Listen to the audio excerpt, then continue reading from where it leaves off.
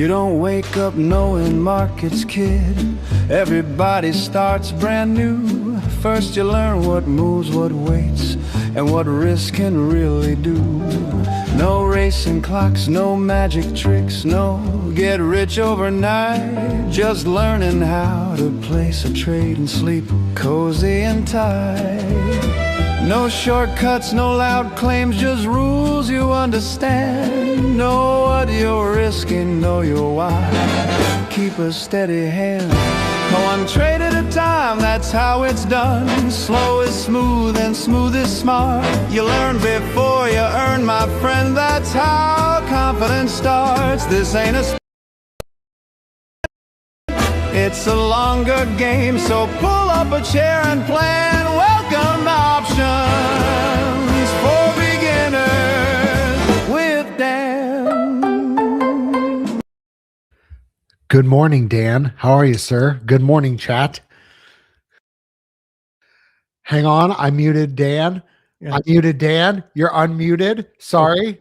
I meant to mute myself when I was coughing during the intro. Dan, let's try that again. Yeah. Good morning. How are you? Are you as good as the market? The market Good morning. currently The market is up 85. I hadn't looked in a minute. Okay. Yeah, and as Matt was talking about in the OO show in the morning, wow, what an overnight candle, and we're up 100 points from there, and again, it's led by, when you look at the different sectors that are in the SPX, as they say, with XLK, the tech sector being 35% or so of the SPX, so goes the if you just have a XLK chart on your computer each day, you look at yesterday, it let it down, right? It was down maybe 1.7, 1.8%. Well, if you look at XLK today, it's it. I mean, you're getting some help from the financials, XLF, but if you look at XLK today, it's already, let me see on the chart here, up almost 3%. Yeah, we're at 140, and I mean, not to get too far ahead of ourselves, but yeah, I mean, if you're looking at the yeah, we're closing in on 140 here. So this it's listen, the market's at 60. I mean, we're pushing up back to almost 6,900. It looks like it's butting its head against this mark like 3 times. Yeah. So I'm not a prognosticator, but I think if it keeps ripping, it could keep ripping. We'll see. Yeah, and the weird thing is about this market, which I haven't seen in a while, is you basically, whether it be the last month or last month and a half or whatever, you have a range, right? The range in the SPX, maybe 68 to 7,000, somewhere around there, 6,850. We got to the lower end yesterday, got a little bit scary. VIX got a little pump into it, and we come right back. So you have this, it's kind of ironic. You have this range in the market, but you have very choppy high waves. And so you could say at times it's good. You like the premium, right? If you're a positive theta trader, whether it's long Vega, mixed month calendars or double calendars, or whether you're a credit spread person, you still like the premium, but you wish it's like playing Pac-Man at level 4. Yeah. It's just as you think, hey, I got a great profit. Whoop, just gave it back. And it's just quick moves. And I think the whole tenor since Trump, I guess since Trump's second term has just been, you kind of got to hold on to your horses a little bit. The violence of the moves has been shocking. Yeah. What was it? What's the word? Freedom Day, or what was it? Oh, Liberation Day. But, I mean, Dan, let's see. Okay, so we're in 25 now, right? Yeah. No, 26 now. He won his second term the end of 24. He comes in 25 last year. And VIX we had some spicy weekends. Remember last January, we had like 2 weekends in the row with like plus 2% drops. Yeah. I remember because I got wrecked on both of them. For sure. And it was really choppy until Liberation Day. Then it was just the scope of the moves just went enormous. Right. Multi-percent moves, a technical limit down triggered in the NASDAQ. I think the record intraday up, in the S&P shortly after. Yeah. And this, I will say, I've heard anecdotally, and tell me what you think, Dan. Yeah. Are choppy markets the toughest markets to trade historically? Absolutely. Now, if you have a little bit in your bloodstream of a contrarian nature, it can be this type of market for people who are kind of contrarian. You have a big range, will sell in the upper end of the range and buy in the lower. That can be wonderful, but for most of us normal human being, for me, it can be a bit scary, right? And so it's we've seen this isn't Liberation Day has been a while. We've seen this market, and it's hard to get used to it. Some people have it more in their blood, right? Like people who sell puts or put credit spreads are like, hey, we're down 60 or 70 like yesterday. I'll do a put credit spread. But not everyone has the kahunas. Right. Well, and I think the fortitude would be maybe a nice another.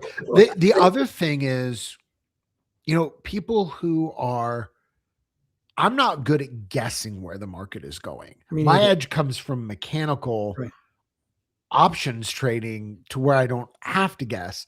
But I think people who have done well are people who are selling a little bit longer term spreads. You hit it. And trading the range. Like if you sell I'd have to look, but if you sell when we cross 7,000, if you sell a 7,000 spread and it's maybe got some time on it, maybe you sell a spread that's kind of wide, but you got 15, 30 days on it. And then we go back down to 6,800 and you sell same thing as a put credit spread. I mean, I think there's people that have done really well trading the range, which that's a whole thing in of itself. So, yeah, and the other thing, like Matt said, not only do you have to kind of get comfortable with the range and where we're at in the range, but then volatility. I mean, you look at VIX is down 3 points today. And so it's like, okay, you have a mixed month trade on, like a calendar or a double calendar or whatever type of trade, double diagonal. Yeah. And you see tomorrow, on one hand, you say, you know what? I like when there's vol. Like yesterday, I get more room on my trades, whatever. Yeah. But it's like playing musical chairs, because on a day like today, when we whip back up and they take 3 points of VIX out, you don't necessarily like those longs. Yes. So I think, but again, with Option Omega, what I like is you can test, even if you can test these things, since, right, Matt, have you done much testing like since Liberation Day, just to see, okay, before Liberation Day for maybe trades you do, since Liberation Day, have you noticed things? Have you kind of done that? First of all, when, just for remembrance, was Liberation Day when? Was that? It was April 10th, April 9th. We don't have a bubble for that in the back tester of like a since Liberation Day. Okay. That'd be interesting to do. You can just test before and after April 10th. Yeah. I would say more than a regime change has just been this idea of constantly looking at the realized volatility versus the implied volatility, which is kind of maybe a little more advanced. Yes. But again, when you have these huge intraday ranges, when you have futures moving 100 points or 120 points and the VIX falls 5 point, 20% or 15% or whatever. I mean, it's challenge, it can be challenging. It is. The big intraday reversals. Yeah. Yes. So it's the new era, but maybe we'll jump in real quick. Yeah. Let's see. Talk about, and thanks, Matt, for helping. We're going to be focusing on the wheel, which I think is a strategy that a lot of people are familiar with. in the world of investing, because the wheel has a little bit more, wouldn't you say, Matt, a little bit more longer term perspective. It's not necessarily 0 day, even though you can apply some of it to it. But you're basically, if we run through it real quick, and then I want to get Matt's thoughts, the overall picture of the wheel is, hey, I'm going to take some stocks that I like. And usually when you say I like, it's not just I like for 3 days, right? It's I like for 6 months or a year. I like for my son's education in 3 or 4 years. So these are stocks that you're not just, you don't mind holding. Right. You don't mind holding. So those are like, someone said, well, what stocks would you start with? Just what Matt said. I wouldn't mind holding. And so the first part of the wheel is just sell a put. Very easy conceptually, but it's a little more dynamics to it. There's some risk to it, but you're just selling a put in a stock you like out of the money. So if a stock's $100, I'm just going to use an example, stock's at $100 and you really like this stock long term, I'm going to sell a 90 put for $1. And so very easy concept. It's cash flow. Hey, if the stock just stays steady or goes up, every month I'm just selling a new put. You could do it 1 week out, 2 weeks out, 3 weeks out. You could pick your duration. But the idea is it's a cash flow generator, but it's also a mechanism where you're basically saying, hey, I'm doing cash flow, but I also have a mechanism in place to buy stock at 5 to 12 to 15% lower than the current price. Hey, if I like it at 100 and I like it long term, why the heck wouldn't I like it at 90 if nothing fundamentally has changed? So you're selling and that's it. We're going to get to some of the mechanics in a second, but so selling a put, and that's easy. Go ahead, Mia. Well, I was just going to say that the other thing about this for beginners is that the math is straightforward. Yes. So if you are a car person and you like cars, you can sell a put in Tesla. And what is Tesla right now? 300 something, 400 something, 410 as we speak. Okay. So a single, just to do the math on this, a single cash report, easy for you to say, a single CSP, cash secured put in Tesla is going to be that price times 100, right? So you're going to need about $41,000. Let's say you don't like Tesla and you like Ford. Well, Ford is checking my notes about less than $14. Yeah. So $14 times 100 is $1,400. Yeah. So now maybe you hate both those companies. That's fine.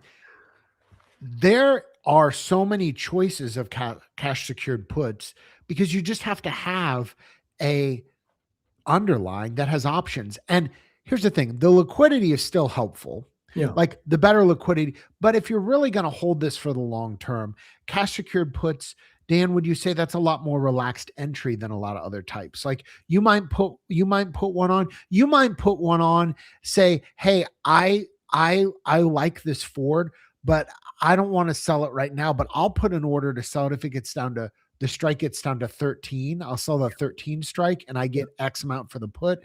And I'm targeting a date way far out. That's a way to do it. Yeah. And as Matt said, it's very easy to understand, even for a beginner. It's just one thing, right? It's not doing a spread with two things. You're selling a put and you're basically saying that's the strike less the premium you receive, or I can buy it if it goes down, right? And so it's kind of like there's some happiness there. If it doesn't go down and I get the premium, I'm happy. But there's another happiness, even if it goes against me, as long as it's right. If you're okay owning the stock, if you're okay owning the stock, you're happy if it goes down because you're buying a stock that you like, right, long term at a better deal. And so you're getting the options premium. So you're getting and so we'll continue the wheel if it goes, following to the right of the wheel. Okay, you have this put in a stock you like. once or twice a year. It goes against you. It goes down through the short strike. So in my example, if I sell 100 stocks at 100, I sell a 90 put at $1. If we go under $90, okay, I just get assigned. I'm committing to buy the stock at 100, 90 less the dollar, $89. And so I bought the stock at 10% discount. So there's still a feeling good about it, right? I mean, just giving you the. That's right. You can use if you have the resources to take. If you want to do it the old-fashioned way with stock and options, if you have the resources, aka the cash to secure that put, time is on your side. That's right. Yeah, and you're right, and so people have generally liked that. It's easy to understand. They feel good about it because most of the time the market goes up, so it's a kind of a feel-good strategy. And then if we go up, so the stock you like goes down, now you get assigned on the put, you own the stock. Now what happens? Well, you sell an out of the money call against it. Now, yeah, you might wait a little bit because if the stock went down, right, in a stock you like, you might not sell the call right away out of the money for, you might wait till the stock goes up, or you could sell it right away. But the whole idea of selling an out of the money call against long stock called a buy right, called a covered right is, I would call it, I want to get my cake and eat it too. And you say, how, Dan? Well, I can get appreciation on the long stock as we go up. And if we don't go up too fast, right? Let's say I sell an out of the money call. Stock's at 100, I sell the 110 call for $1. We'll go the other way. If we don't go through my short strike, let's say we get up to 108 from 100, I make appreciation on my long stock, and I collect my premium for the short call. Yeah. So and you got to be careful which stocks you get, because some stocks are kind of crazy. They can go up really fast and really high. But again, even if you get assigned, if you continue along the wheel there, sell calls, at the bottom of the wheel it says if assigned. One approach could be, well, I'll sell the out of the money call. If the stock goes up, I'll let myself get assigned on the short call. It'd take out the long stock that I had, and then I can kind of start this whole process together. That's right. And a lot of people, I mean, these are two extremely popular strategies. And I'm just looking at this and saying, hey, it's a good strategy. Nothing wrong. It's I would call it in the long portfolio or retirement part of one's portfolio. It's intentionally long, right? You're saying, and there's nothing wrong with that if you do it right. Like Matt said, these are stocks you like for more than a day. I'm joking, but these aren't, these are a little more, hey, I like this company. Now, the two major problems with this trade, now they're not problems. You'll see what I mean by a problem is, number one, you put up a lot of capital, right? To sell a put for $2 or sell a put for $1 or $3, you got to have enough money to buy the stock. Now, people will say, well, Dan, I got the money in my account. Well, just because you have the money in your account doesn't mean it's a good investment, because your yield is going to go way down. If to get $2 on a put, you have to put up $40,000, right? It's a yield game. So number one, is there a better way to skin the cat instead of selling the put, right? And to cut the margin, because you have to have enough to buy the stock. And what I would say is just a big overall picture is, hey, and we'll talk about an example, and we'll talk about some of the concerns already going in your mind about, well, what about this, Dan? What about that? What about this? And we'll cover with Matt some of those what abouts in a second. But the solution to, if you want to get a much better yield and put up less, 10 times less capital generally is a rough guideline. Yeah. Would be buy a put somewhere against it. Yeah. And just for an example today, I might do it a little bit differently, but just since we're since people have this cash secured put image in their head, yeah, let's we can pull one. Yeah, well, we're going to go an example on Microsoft. Okay. Microsoft is acting real strong right now. Okay, let me get Microsoft. So let's bring this up and we'll just focus on that for a second. And there we go. Okay, we don't want to look at Dow. We want to look at Microsoft. Yeah. Next week we'll get into covered rights a little more, that type of part of the wheel. But today, cash secured puts. And here's what I'm looking at. Well, let's just look at this together, folks. Yep. The example is, let's sell the. Let's just do this as an example. So okay. Let me. I mean, Microsoft is. Let me just see. It's got a lot of choices here. Yeah, this would be a fun one to back test someday too. If we ever I know Microsoft. it's. So let's go in and sell the 375 put. Okay, on which date? I just picked here Feb 27. Okay, so sell 375. Okay, yeah, we're selling the 375 put. Yep. And it has a delta of 20. Okay. 375. Yep, sure does. And so let's just look at this for a second, this piece, and then we'll give you an alternative to this, tell you why we're going to do an alternative, and then talk about some of the concerns you might have. So Matt, why don't you show what we have here and kind of walk through the tool on this trade that we're looking to sell a 375 put. Yep. 22 points out of the money in Microsoft. We're pushing 400. Dan, weren't we just talking about Microsoft when it was down at like 3? What did it go down to? 330? 340? I forget exactly. I have to look. Yeah, and this is acting, when you think about it, we're not saying this is a great candidate today. Historically, people have liked Microsoft, but for right now, there's a little hitch in its saddle.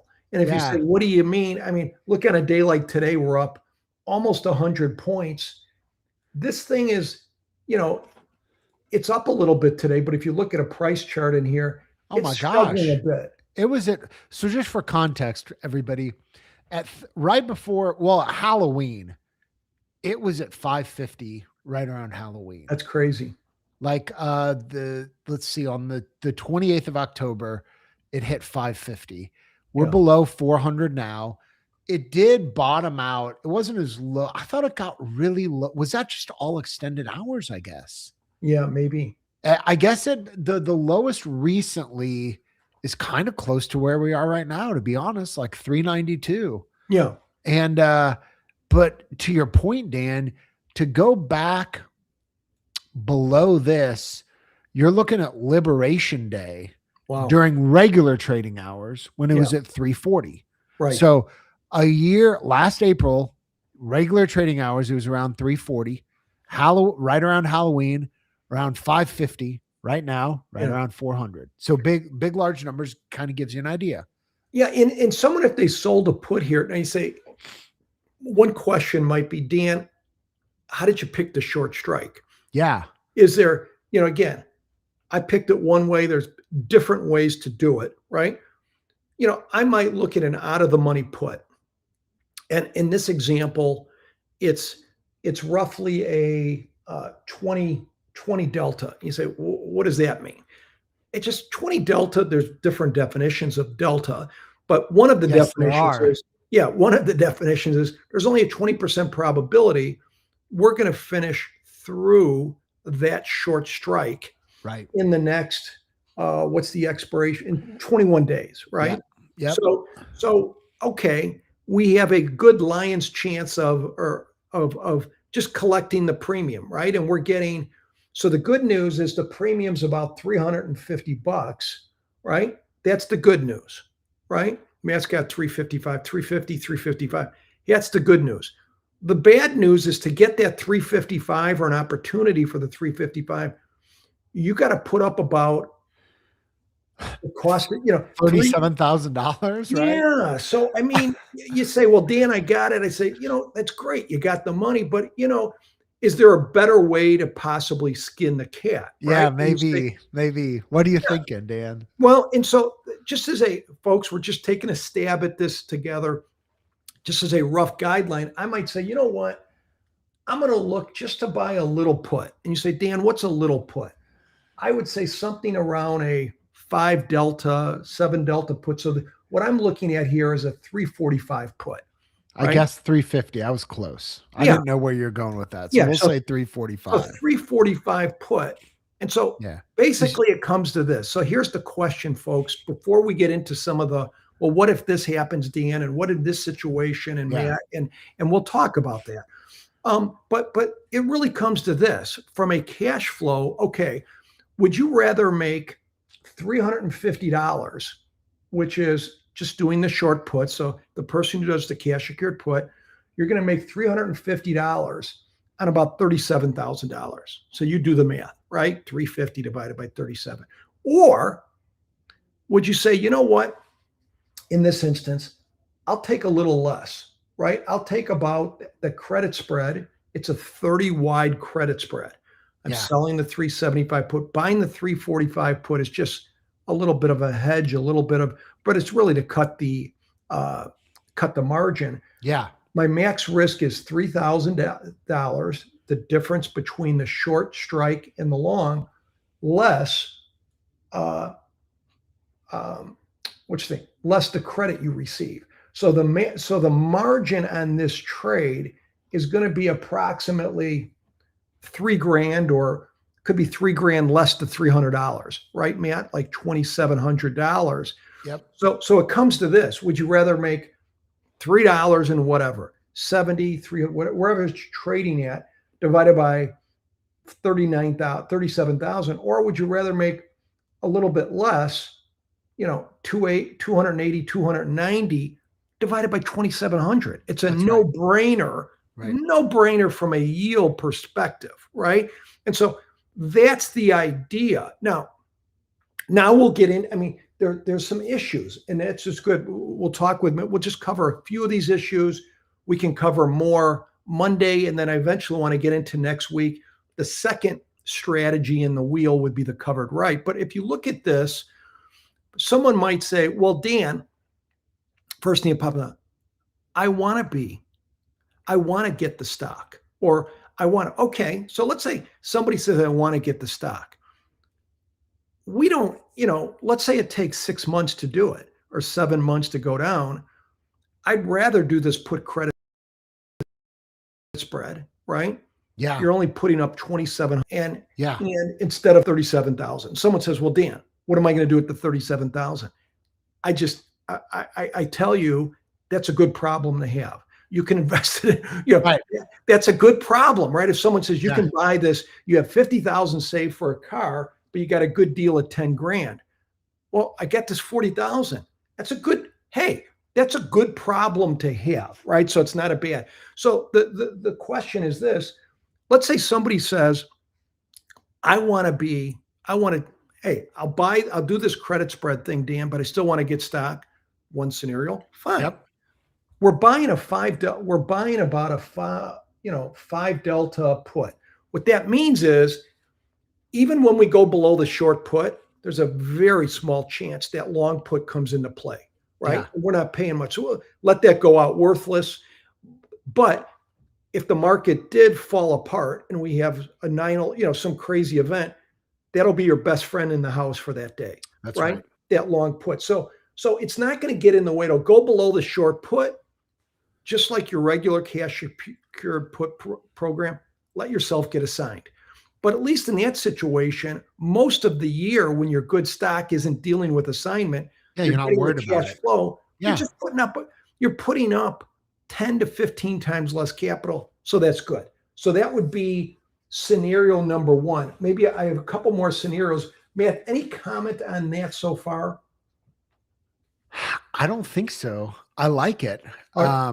I'd like to backtest Microsoft someday. I'll have to add that to the wish list. We're just using Microsoft and example, folks. We're not saying that this is but it's the principle here. So now a second idea could be, okay, Dan, you're suggesting a wide put credit spread. Maybe so again, you're selling like a 20 delta. Somebody might sell a 25 delta put or a 15 delta. But we're basically buying a long put as a hedge at maybe 15 to 20% of the value of the short put, right? Just yes. And that's a good heuristic that you used right there. Like, right. You basically use the 80-20 rule. Like, yeah, I'm going to sell this and then buy 20% of that. I'm going to give back just to turn it into a spread. yeah, turn it into a spread and you're still getting in the yield. If you look at the yields, you're talking dramatic differences, right? Now, so we talked about one of the practical problems. Somebody says, Dan, I want the stock from assignment. All right. Let's talk about another scenario. I don't, time-wise, maybe we'll just do another one, but I've got some of the scenarios are, well, Dan, what if I just want cash flow? I don't want the stock, and maybe we'll deal with that. Or someone says, Dan, I don't want to get I like the wheel, but I don't want this expensive stock. I don't want to get assigned on the short put. Well, what could you do? You know, and I might save that discussion for next week because that's going to lead into the covered right. But what if somebody says, I just want cash flow? So I'm using a put credit spread here. And you say, well, Dan, if I just want cash flow, I don't want to be assigned the short put to get long stock. And next week, I'm going to suggest that instead of the getting long stock, I'm going to buy an option, but we're going to save that. But if I just want cash flow, well, then you just think about if you have a put credit spread, what would you, if you're making X amount every month, what are you going to do risk management? Yes. If it goes against you. Now, I'll give you one risk management right off the top. Yeah. I don't normally do with put credit spreads that I trade. Yeah. I would do it with this because, again, remember what Matt said at the beginning is these are stocks I like. I don't mind being long these stocks. So yes. I would do something which I teach against, but in this cash secured put environment, I might consider it called kick the can down the road. Okay. Say, what do you mean by that? Only in good stocks I like, because think about it. If Matt has stocks for maybe his long portfolio or retirement or the kids' education, when they go down, I'm not calling Matt and say, did you sell out all your stocks? He said, Dan, are you nuts? Remember I told you I bought it for long term. So you're not even thinking, the risk management when people have long stock or something like that, when the market goes down, I call it the Panera Bread risk management, which is all these old people will advise each other, just don't look at your, all right. It's just numbers on a screen today. Just don't log in. Don't look, you'll just get stressed. Now, so what we're saying is, okay, so now I have this put credit spread and I'm selling a put, and now the market goes down far enough in a stock I like, but I don't want to get the expensive stock. Maybe I just have a $5,000 account. Well, what can you do in this situation? Not in my normal put credit spreads. You could take the put credit spread off, right? And kick the can down the road. What does that mean? Go a month out, right? Yeah. And sell the time, sell more time. Sell more time. You go lower, below, sell more time. And generally, if you have a longer term approach, that works, right? Over time, right? I mean, even, when you look at just for an example, when you look at the 2020, a COVID correction there. I mean, what did that last, Matt? 5 weeks, right? I'm not saying they all last 5 weeks. Right. That was a rough 5 weeks, 800 points. It was intense. Yeah. But you could, the idea is in a situation like that, you could kick the can down the road. There's other things you could do. You could just close the spread. You can adjust it. But I'm just thinking is an easy thing, you can get more time. But the issue is in this kind of concept that I'm throwing out to you today, the all options wheel, we're basically saying stock is expensive. And is there ways to maneuver around there that makes sense? And I think we may leave that for today. Matt, any other things that you can think of? Can I just tell a personal story about risk management? Please. Yeah. Well, I did a lot of wheeling I really didn't do wheeling in 2020. I did CSPs because vol was so high, and then the market just went up for a year. It's gone up for a lot of years. I got in a situation, and I can probably even bring it up in the model. I don't mind telling on myself, where I won't get into numbers, but I had a non-zero amount of CSPs on a ticker. And that ticker is going to be up on the screen right now. It is Cleveland Cliffs. This is from years ago. And I was selling about 2 months out. So I was selling. And if you notice the price right now, Dan, at 1467, I was selling the 20 strike. What do you notice about the 20 strike? It is very deep in the money. Yeah. When I was selling this, it was pretty far out of the money. Wow. And I just want to remind everybody that if you are doing a CSP, I always think in my head, what I use as a heuristic is I am placing a buy order for this number of shares at this price. That's right. Because I can still remember that it was a Friday.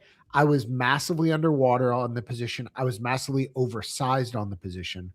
I think it was in 22. I can't remember. I think it was in 22. Market had a huge rally. The stock went up, I think 10% in a day. I got back to slightly green. Yeah. Closed all the position. And I just remember since that time, whenever I'm doing a CSP, now you do have options. Like you don't have to take assignment. Like you can close it out at a loss, which is why I think what you said is super, super valuable. Instead of just doing a CSP, there's this additional option of using a vertical spread with a short put, but also a long put. So you have, the thing is, as an options trader, you know what you got? You got options. You got options, Dan. You got options. Well, and you said, man, two other things you said triggered a couple things. One, the other thing with the world of cash secured puts, there's a lot of, how many people, it's like there's two camps, like National League and American League. There's two camps. Some people say, I'm a covered right guy, I'm a buy right guy. Other people say, I could care less about that. I just want cash flow. I want cash flow. But the other thing you got to remember about the cash secured put, one thing is you do give up, if you sell that put and the stock starts running like the Dickens, right? Running up. Yeah. You're only getting your premium. Right. And you'll be like, you're not right. Sure. You can every month sell another put at a higher strike, but that is one, there's always, it's a different thing. It's a different thing. And that's why there are people I know a lot of people that sell at the money because they're like, I want to buy it. I wanted to buy it 10% ago. Yeah. They figure out, well, how far out do you have to go to get a 10% discount with the premium of the strike? And that's what they sell. That's basically, it's a different way. You got options. But the other thing to remember is this goes in the world of leverage. Options were invented, people always focus on the leverage part of options. I can, for $1,000, I can control all this, stuff. But I look at it as they were invented to, in my opinion, risk management, which is not as exciting. But it's not as exciting. Remember is, here's one thing I want to point out in leaving. You say, well, Dan, if I heard you correct today, you said that, okay, instead of doing a cash secured put in Microsoft, having put up 37,000, here's a way to do the same thing and make about the same money and a much better yield, right? For $3,000, much less. So I could see the wheels spinning. Someone says, you know what I'm going to do? Instead of, for now, if I do it your way, Dan, I can leverage the heck out of this and use the whole 37,000 instead of doing the equivalent of one cash secured put and doing one credit spread, of which I would recommend. I can do 30, 40 of these things. Yeah. And I say, no. That's what I did, Dan. Oh yeah. I'm just saying, I'll tell you afterwards how many of these CSPs sure. But I think the key is this, saying, well, Dan, I've got all this extra money now sitting in the account. Put it in until you and your wife decide what to do, put it in a stinking account. You can get what, 4% or Yeah, whatever. 3-4%. I mean, come on. There's money markets. You could buy SGov or whatever. I mean, Yeah. So that's a sizing is different show. important. Yeah. Yeah. Sizing is important. You don't want to leverage because even a good stock like Microsoft can have a bad stretch, right? And we don't know how long that stretch will last. So anyways, folks, next week we'll kind of finish off on the cash secured put, but get to the part of the wheel where I think maybe some people do more the covered right. And that's where it gets some of these logistics might get interesting. And we'll go over that. Matt, any last words that you're thinking? No, it's just listen, you know what this whole conversation made me think of, Dan? Huh. This afternoon, I need to sell a few calls on a few stocks. Good. Okay. There's a couple that I'm ready to exit on, and I'm thinking this is a good day to do it. Yeah. And we're up 100 points. Yeah. And one last thing I'll say, folks, before we run here, the other thing, so I'm always thinking like from the risk management, I talk to a lot of people overall, they're doing options and stuff. And a lot of people on this cash secured put, I've noticed this, they'll say, Dan, these are the stocks I'm doing. And you say, pick them. And I'm like, whew, would you ever own those stocks? That's right. Yeah. And they'll say, no, it just had a high IV. Yeah. I just got a lot. I got a lot to sell it. And I get scared. Now, I'm not, if you want to do something a little more risky with a much smaller size, but I'll get a lot of people saying, there's no way I would own this stock. But do you see the implied volatility? The premium is like 100 volatility, and I could sell this and you can make a better yield. And I'm like, I'm very concerned about that type of stuff. And in my example, the stock I use, Cleveland Cliffs, I was selling this years ago at 20. It was significantly, that company's been around forever. Dan, I would still be selling calls against that position today, probably. Wow. So, like that's, again, was it high implied volatility at the time? I mean, it was high-ish. It was probably, I'd have to look. I think it's usually in like the 60s or 70s. I think it's higher than that now, but I mean, listen, it wasn't what I made for the put was not enough to where I'd be breaking even at where it is now at 50 But those bucks. Those are things I think, especially with beginners, I want to bring up because it's like, some of the news, I have some students one student who was subscribing to a newsletter, and they give you some cash secured put ideas. And sure. Every one of them was in like 80 volatility, 90, these are, you're getting the premium, right? But you're in stocks that, wheeling a Chinese car manufacturer because it has 200% IV. It's a different approach. Yeah, it's not saying good or bad. It's bad, but you have to understand that. To your point, again, we're options traders. We got options. What is your thesis for doing this? Are you doing it as an options trade? Are you doing it to own the stock? What happens if you're doing it as an options? Here's a question. What happens if you're doing it as an option trade and you end up owning the stock? Did you want to be an investor in that can cause a little bit of battery company or a car company or whatever because it was 200% IV? Yeah.